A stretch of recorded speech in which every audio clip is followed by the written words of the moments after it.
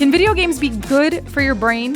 A team of scientists has been developing video games that are supposed to improve your cognitive function to the point that they could potentially support treatment for diseases like ADHD, depression, or Alzheimer's. In fact, they think these games could be prescribed in the very near future and create an entirely new category of digital medicine. Is this the next level of video games?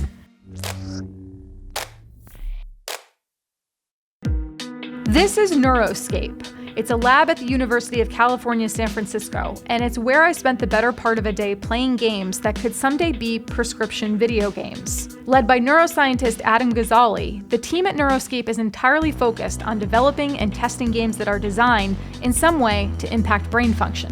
Neuroscape's main focus is on all things related to attention. Either selective attention, our ability to sustain it, or to switch our attention between multiple tasks.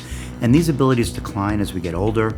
Many different clinical populations like ADHD and depression have challenges with them, and we don't really have any strong drugs that actually work well without side effects. And so the idea was if we can build a new type of treatment that doesn't rely on molecules, but rather creates an experience, a very powerful, targeted, personal experience that challenges your brain and optimizes how it functions. Ghazali has also co-founded a Boston-based company called Achille. And it's Achille that is trying to push these games through the FDA approval process. And in doing so, could create an entirely new category of digital medicine. But let's talk about the games themselves. What was that thing that just ran in front of the screen? Good. Veggie. It was a Some Puma. type of gourd thing. Good. There you go. The first game I tried was called Body Brain Trainer, or BBT. The idea is to use your body to physically select the digital objects that the game is pointing you towards. So if the game shows you a pepper, you're supposed to move your hands to a corresponding pepper on the screen. The hypothesis of BBT is that if we challenge you cognitively and physically at the same time, your cognitive benefits will be greater than if you played BBT on an iPad, let's say.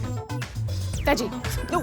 No, So you got the interference there. You went for the color. exactly. What is it? So the interference means what? Because my It's brain called a is thinking Stroop it's- effect. It means that you're trying to use one piece of information, but you're using the other. Just happened there again. Okay. Exactly. And how does that improve over time? The goal is that you learn how to process that interference more rapidly as you train. The other game I tried at Neuroscape was this Labyrinth game, which is still in development.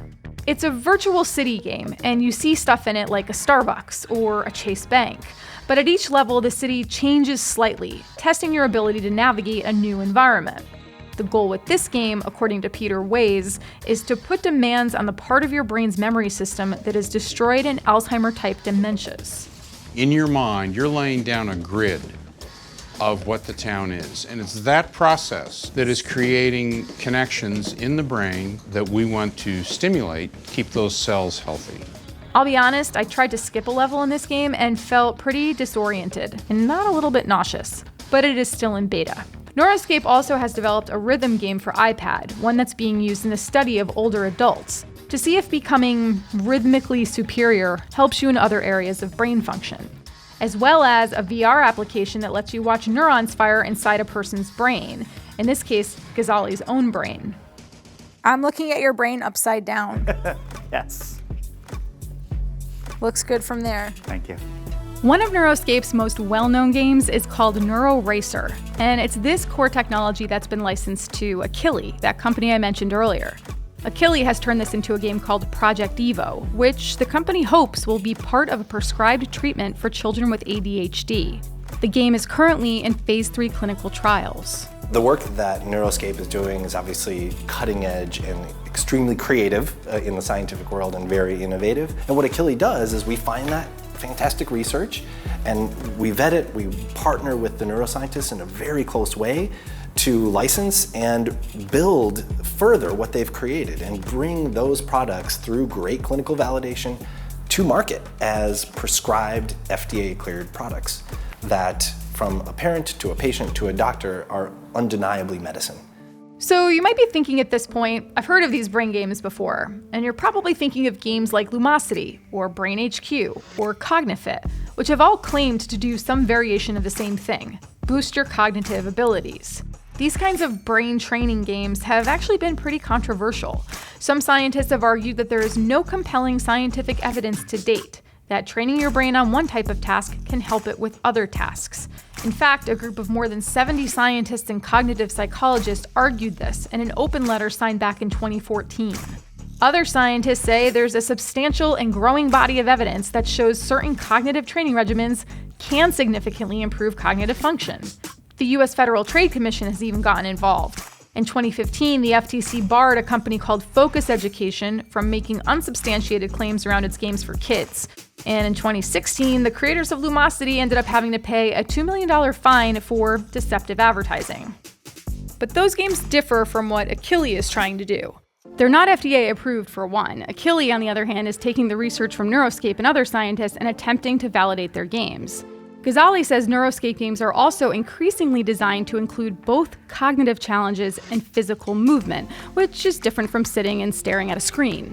This idea of brain training has been somewhat controversial when it comes to the efficacy of teaching a person one cognitive task and expecting it to improve cognitive activities in another area. Do you consider your work to be brain training? We don't really call it that so much anymore. The term brain training has become complicated because it's been used by a lot of companies that have what I think of as like gamified exercises that are often not validated. A lot of what we do we think of as digital medicine. The challenges with the field really arise because of two problems, in my view. One is that a lot of the games that are used are not games as we tend to think of them in the entertainment world. I believe that deep engagement, immersion, continuously in these activities and these experiences is what's required to really have that impact. It would be like if you went to the gym and superficially worked out for 15 minutes a day, it wouldn't really lead to a change in your physical health. The other challenge is the scientific validation. It's either often not done or not done in a well-controlled way. The goal is to have double-blinded, randomized, placebo-controlled trials, just like we do with medical devices or drugs, and really reach the highest level of empirical evidence so that regulatory agencies are satisfied and practitioners also believe that what they are using is going to have an impact. Achille executives agree that it's at least partly a matter of needing to gather more evidence in order to show exactly how the brain is being impacted. The evidence hasn't been clearly shown yet.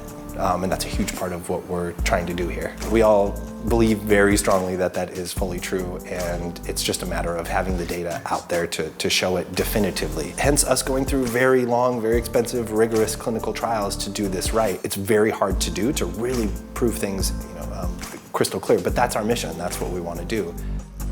Achille says that Project Evo could be submitted for FDA approval as soon as next year.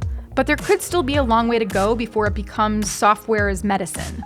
Another question is how the game will be categorized once it's prescription. It's not exactly a medical mobile app as the category exists right now, but it's not your standard drug or medical device either.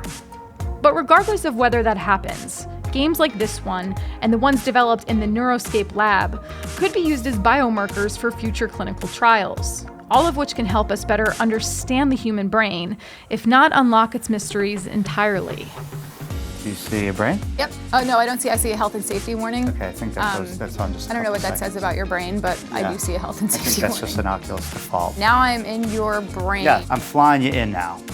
So it's pretty nice in there, right?